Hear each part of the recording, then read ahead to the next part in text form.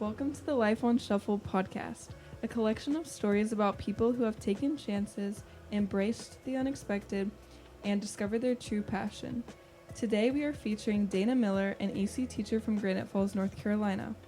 Also in the room today we have myself, Tillie, hosting this episode, Rylie, Ayline, and Kaylee and Cooper. Dana was born in Hudson, North Carolina. She's the youngest child and has an older brother living in South Carolina. She went to UNC Greensboro, majoring in exercise and sports science with a concentration in aquatic therapy. She was an aquatic therapist for 5 years before going back to school and attending Appalachian State, where she got her teaching certificate in special education. She now works at Granite Elementary School as an AC teacher. Welcome to the show, Dana. Thank you. So, when you were younger, what did you think your career would look like? Well, as every child, they have crazy dreams and what they would like to do. Originally, when my parents used to ask me what did I want to do, I told them I wanted to be a personal shopper. Sounded like a great idea. It's my kind of career. Sounded like a great idea. So that's what I originally, set out to be. But when they crushed my dreams and told me that wasn't possible, I decided that I would like to major in exercise and sports science. And did something happen during your childhood or teenage years that influenced your career? I've always loved sports, so that was something that I'd wanted to do.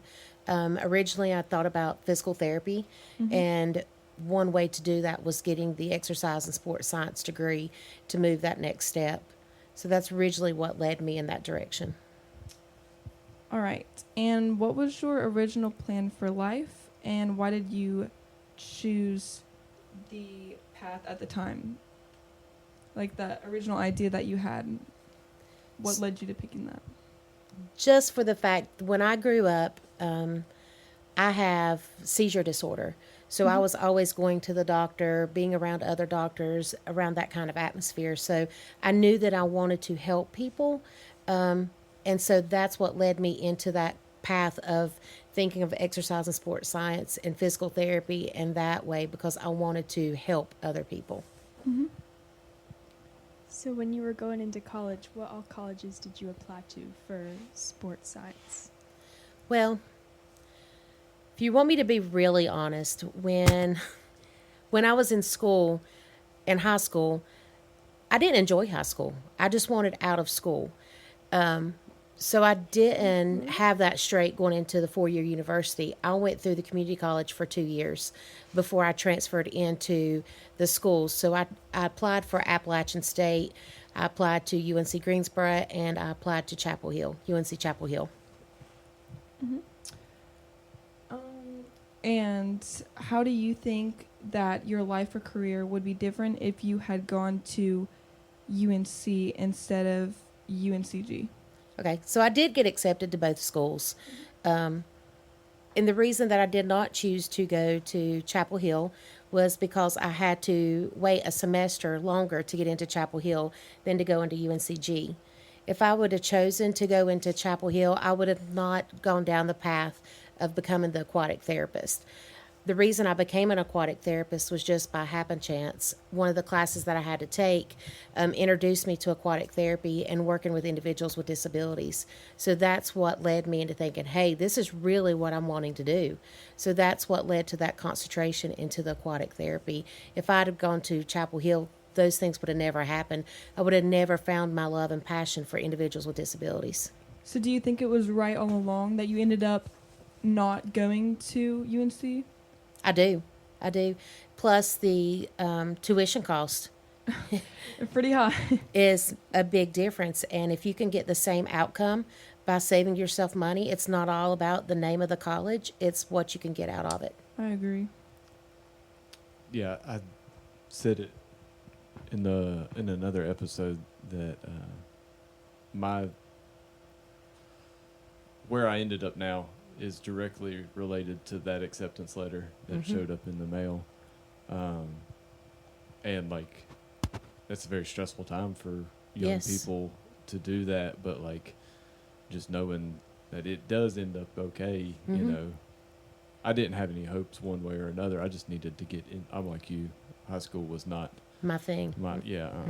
I just needed a school. Yes. And then everything from there, like, I just kind of figured it out along the way once That's I exactly got one right. school.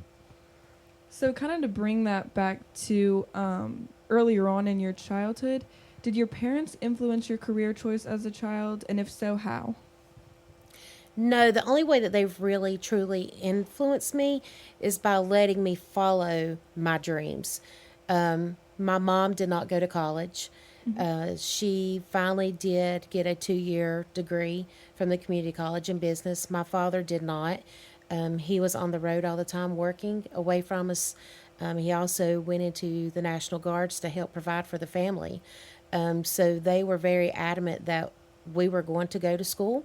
We could choose whether it was a 2-year or 4-year, but we were going to school and get an education so we could better ourselves more so than what they did. So that was how they influenced us, by making us choose to continue our education. Well, I think it's always best to kind of let your child figure it out themselves, because I know that a lot of parents have kind of influenced their kids into going into careers that they don't even want to be in. And then later on down the road, they're they've gone through all this school and spent all this money and they don't even like the career that they're in.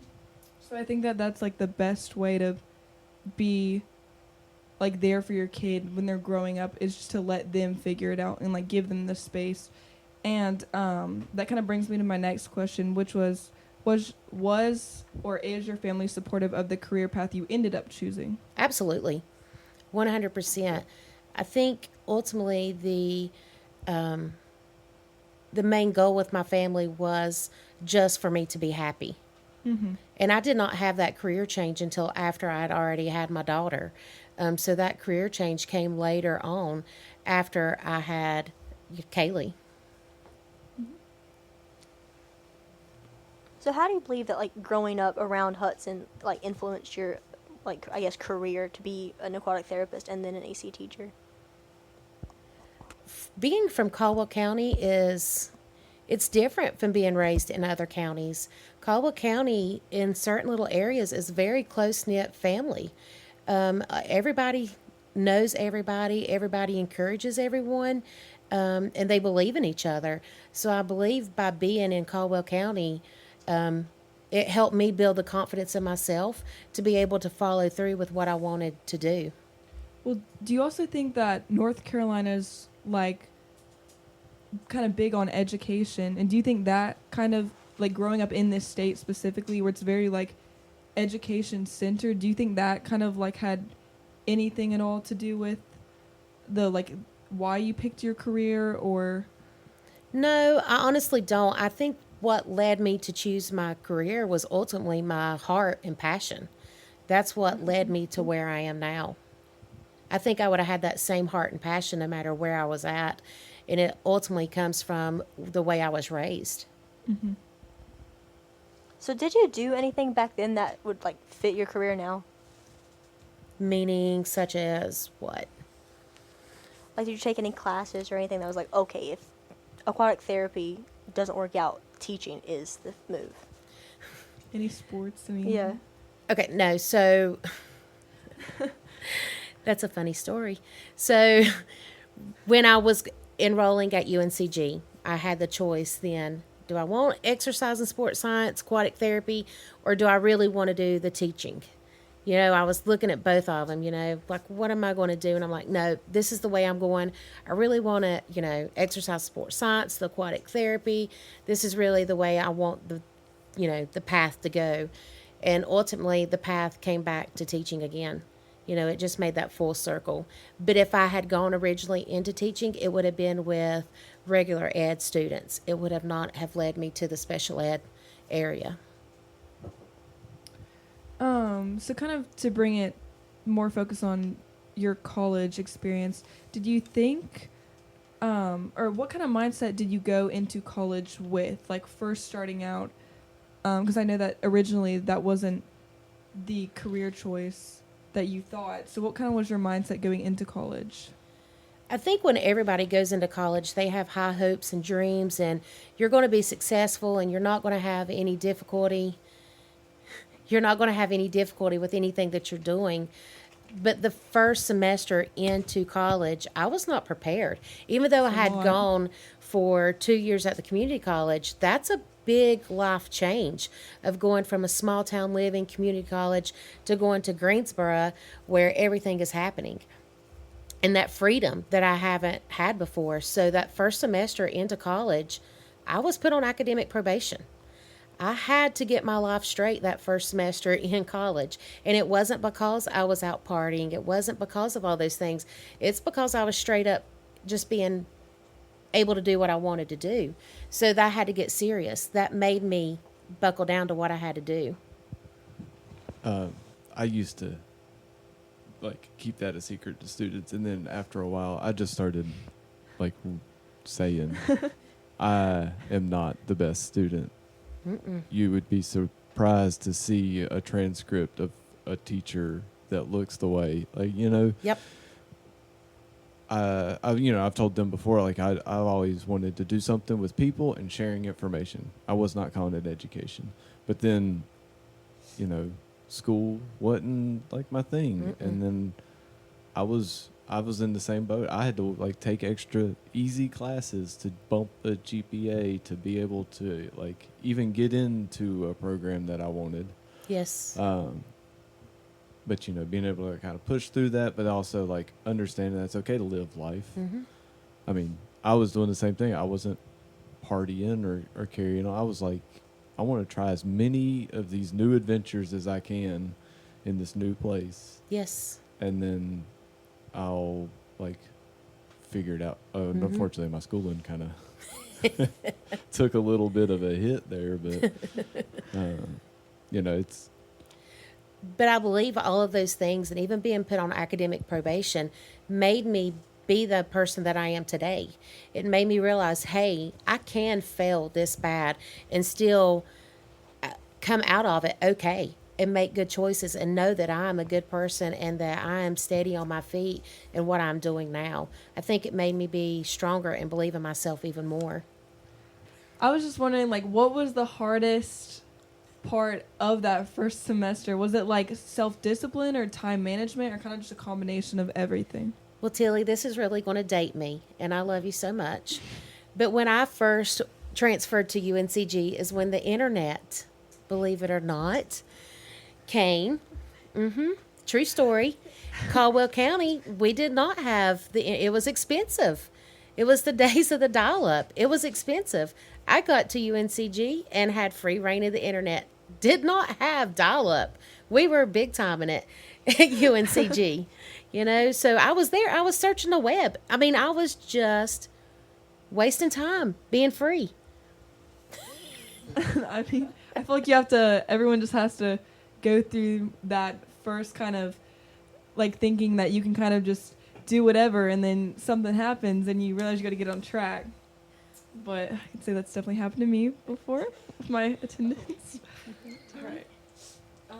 Could you describe to us what aquatic therapy is? So aquatic therapy is basically doing physical therapy, but it's in the water.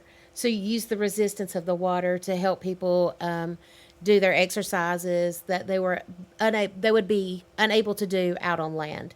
So when I did my internship at Baptist Hospital, I taught an individual how to walk again who had just had a massive stroke, because the resistance of the water helped hold him up so he could walk, but he was not holding his weight because he was, resistant. So we were able to teach him how to walk again and then slowly transition him to shallow water and then independently walking by himself. But it was all due to, being able to be in the water. And that's just a little extra benefit of the water. That's awesome. So would you say there was any pivotal points in or after college that ended up influencing the rest of your future? I would say that when I got my job at J. Iverson Riddle in Morganton, it's a facility that individuals with disabilities live permanently. When I started working there, that is when I really found my true passion in life and what I really wanted to do. We you know, I served as their recreational therapist, but I was the aquatic therapist also there. So we would do recreational activities with them. And I believe working with those individuals is what has shaped me into who I am today, because I was able to learn, hey, we can modify this activity and they can still do it. And I've been able to transfer those skills over into my teaching career now, knowing how to adapt different things in order to make them be able to do it now. You know, we were adapting switches in order to make somebody be able to bowl. We were doing adaptive water skiing. We were making blenders where they would be adaptable to be able to use with a switch. Those are things that I've taken over and been able to use in the classroom now.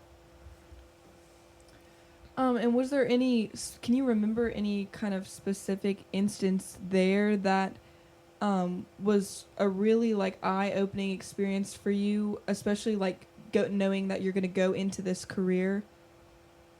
So there was a young lady who lived at the center, and she's still there. Her name was Bertha. Mm-hmm. Bertha, and I still have a picture of Bertha behind my desk. Bertha is probably about 60 years old now, and she had cerebral palsy, so she was only able to use one arm and her wheelchair. But I could walk into her home, and she could hear my voice, and she would start yelling, "Mama."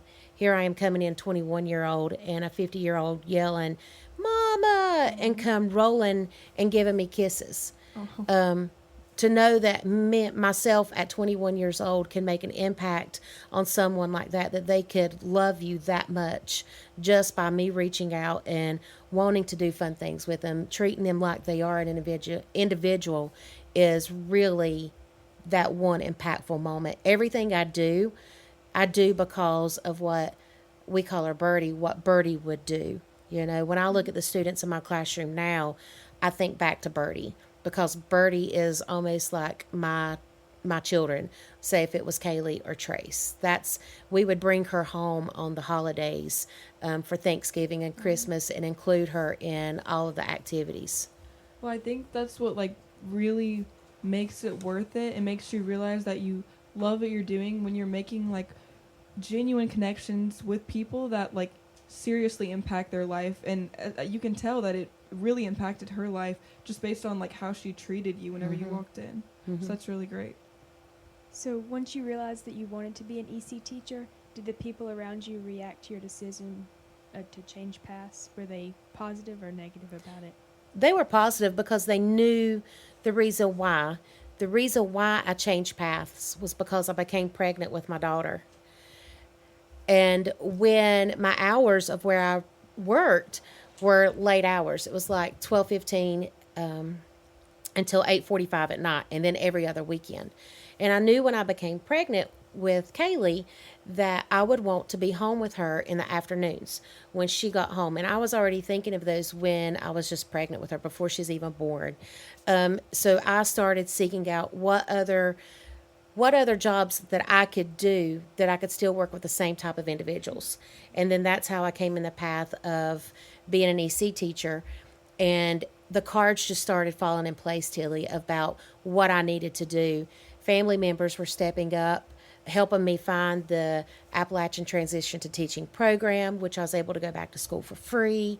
I had my parents, after Kaylee was born, they basically helped raise Kaylee for the first couple of years because my husband was a pharmacist and he had to work horrible hours. So while I was in school in the evening, they would keep Kaylee. So I would work a full-time job, then leave there, and then go into school in the evening, and they would keep Kaylee for me. So everybody had to play a part and to make this moment happen for me. And if it wasn't for the family and all the individuals, whether it had been families or friends or whoever, it would have not have happened.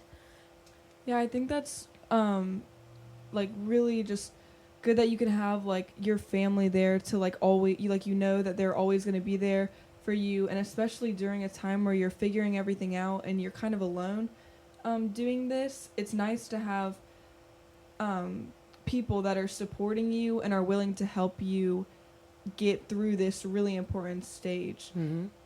So I think that's really, really amazing. Did you have any big fears during the stage between going from aquatic therapy to an EC teacher? And how did those fears affect you? I did have a lot of fears, and the fears were fear of failure because I'd already been through school before, and now I'm adding a full-time job onto it and raising a daughter. I was very afraid. I was afraid of how are we going to pay our bills? What are we going to do? All of those, the things that fall into place. But what did happen was that we found the program where I was able to go back to school for free. I didn't pay for books. I didn't pay for my tuition. I just had to work into a high-need school for 5 years to have it all paid for, which Caldwell County was a high-need school. So it was already set in place for those things to happen. So what would you say is your favorite thing about being an EC teacher? Like, what made it worth going back to school all those years? Every day when you walk in the door and the kids run up to you and tell you they loved you and they missed you, those are the highlights. When you have a kid that has autism, that is primarily nonverbal, and now they're in 5th grade and they're reading their first sentence for the first time, those are the moments you say, this is why I do this. This is why I come in, because we have children who have meltdowns that I do get hit. I do get beat up. I do, things thrown at me. But those moments like that is what makes it worth every bit of seeing that child who has struggled all that time come in and be able to get it that one time. That's what makes it all worth it. Mm. Is there anything that you miss about being an aquatic therapist? I miss Birdie. I miss my lady. And I do miss the fun things. I do miss being able to go out and go to the water parks, to go shopping, to be the fun person all the time. I do miss those things, but I also get to move that over now into the teaching program because of the clubs that I've implemented into the elementary setting. And also, you still get to keep in touch with all of your kids because they come to Special Olympic events, but you're also the coach of Special Olympics. Do you ever see them out in just like public? Have you ever run into one? My previous students, Mm-hmm. all the time. All the time. So my son, Trace, is named after one of the first students that I had that came in from with autism. He was my first student that came in. We instantly just connected. So now we have little Trace, who is my son, and big Trace, who is my first student. And he's still at our house all the time. And then I also teach or coach Special Olympics swim for our county. Half our team is my previous students, so I keep that connection with them. I keep connections with the parents. I still get phone calls. Kids still FaceTime me. Kids that were in elementary school that are now in middle school, high school, their teachers let them FaceTime me in the middle of the school day. So I still talk to them all the time. I can be out somewhere and we can hear my name and it'll be one of my previous kids that's come running up to give me love. And so it's sweet. That's adorable. So is that one of the only, is that like your main club? You said clubs, like there was more than one. Well, I do several things. I'm one of the odd people at school that like to do a lot of different things. So I do coach Caldwell County Special Olympics, but then I have Unified Champions, which is a Special Olympics program. And then I also coach Battle of the Books for our school. Just a random one to throw in there. Yeah. It is. So, the Battle of the Books was a surprise for me. Yes. I didn't know that. Yeah, I love to read. But I wanted to, and I don't know if they had this like on deck for a question, but if you said way back when at the very beginning, like you just wanted to like help a rather specific population, and like with aquatic therapy and then with the clubs, like do you feel like you fulfill that in like intrinsic need Yes. for the help? Yes. Even though you ended up in a kind of different kind of place? I did, because the funny thing when you're saying that, it brings me back. I remember growing up and traveling in the car with my mom, and we were talking about our future and stuff. And she would say, Kaylee, what, or not, sorry, Kaylee, Dana, what are you wanting to do, And we would talk about it, and I would always want to be a mom. That was the first thing I'd tell. I want to be a mama. I want to be a mom. I want to have kids. But then I would be even more specific in saying that I would want to be a mom with a kid with a disability, because I knew that if I had a child with a disability, that I would love them no matter what. And if the Lord is going to give them to someone, give them to me, because I would love them no matter what. So it's funny when you look back and you have those things when you're starting, when you're so young, how it comes full circle into where you are right now. But it's things that you would never think about when you were younger. Now you're 46 years old sitting here and you're thinking, man, I remember how all these things are falling into place. And did you feel kind of like any pressure to pick a career, like especially when you were kind of younger, maybe not from your parents, but from like teachers or advisors? No, I don't think the pressure was there as much when I was going through school like it is for you now. Like now you're already choosing when you're in middle school what career path you're going in. When I was in middle school, I wasn't thinking about anything except what I was going to watch on TV that night. I mean, for being for real, we weren't thinking about career paths. That wasn't a thing. When we were in school, and especially in Caldwell County, it was our parents worked in furniture plants. There wasn't that outreach to go other places.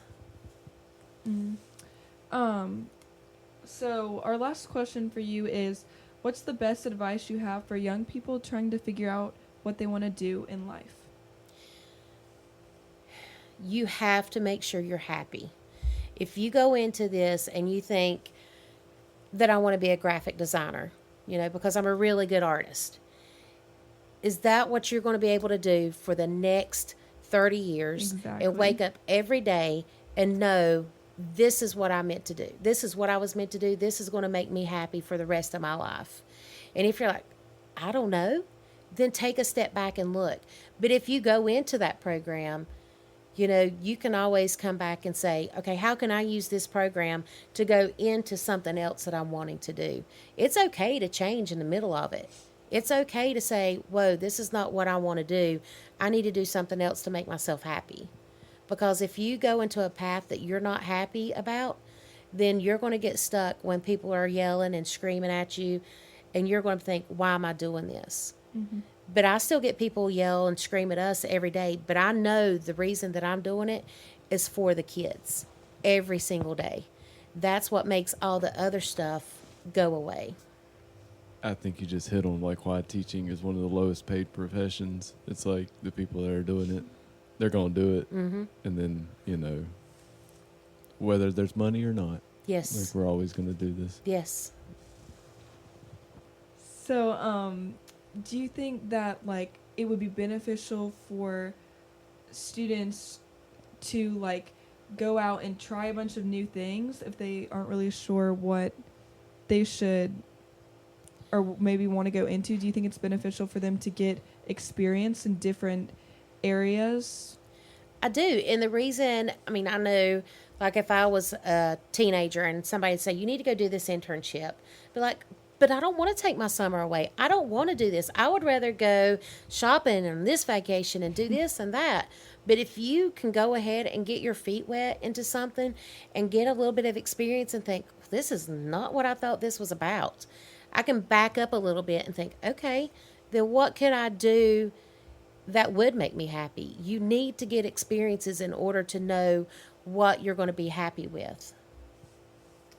Does anyone else have any more questions for Dana? Okay, well, we thank you for being here. We appreciate having you and getting to hear your story. Especially in today's society and economy, students feel lost about which career path they should stick to. So it's nice to hear a story where someone bounced around to different careers before finding one that made them happy. Thanks again for being here. We have appreciated having you on the podcast. So we shouldn't have stopped recording because Dana made a really good point about unified champions, which you were talking about earlier. I was talking about it just for a few moments, but prior to speaking about Unified Champions, I remembered another important part of the story, and it was in that transition moment of between teaching, going from being the aquatic therapist to teaching, is when I was going through a divorce also from my daughter's father. Going through that divorce taught me how to stand up for myself, believe in myself, and the confidence that I had in fighting for what was right and what I believed in. And that transferred into the classroom with working with people with disabilities and finding and fighting for their rights and what they deserve to have in life. And that ties in with the Unified Champions, which is a Special Olympics program. And at our school, we are a national banner recognition school through Special Olympics. So that means that we are a nationally recognized program. In 2018, when we first started it, we were one of 6 schools in the United States who were given this national banner. So Unified Champions works, it's a sports-based program for inclusion. So you have your same age peers, so the regular ed students work with the students with disabilities, and they come into a buddy program in which they do sports activities with that. But at Granite Falls Elementary, I pushed it to the next level because even though my students have disabilities, of course, they still want their friends. They need friends, but they can't go out into the reg ed setting because it's too much for them. So what I do is I bring in reg ed students to my classroom to where my students are already comfortable because that's their normal environment. It's kind of like a reverse inclusion type thing where they come in and they work with them for an hour every day. So they have reading buddies, lunch buddies. Then we do that every day. And then we also tie in the sports-based program of it by doing kickball games, and we have the swimming and things like that. So I'm able to tie in what I originally went to school for the exercise and sports science and the aquatic therapy, into what I'm still doing now and what I love still with the teaching. So I get the best of both worlds. I still get to tie in with what I originally went to school for, but tied in with my passion, my true passion of teaching individuals with disabilities. So it all works together.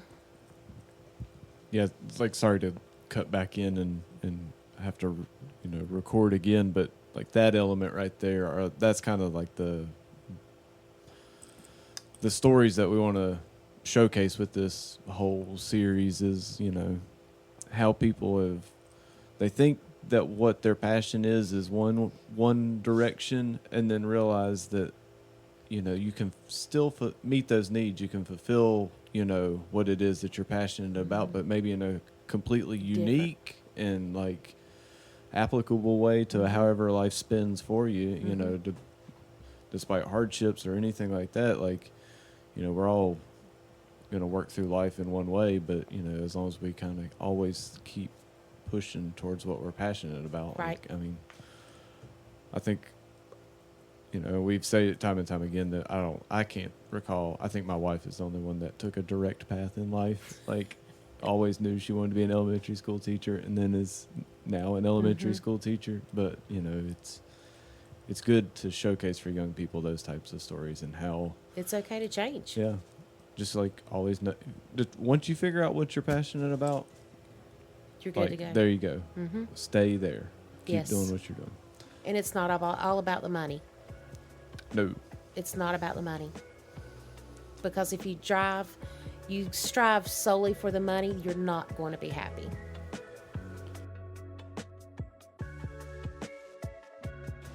Today's episode was recorded on March 30th, 2023. This episode was produced by Rylie Bean, and it was hosted by Tillie Airwood, Ayline Zavaleta, and Kaylee Moore.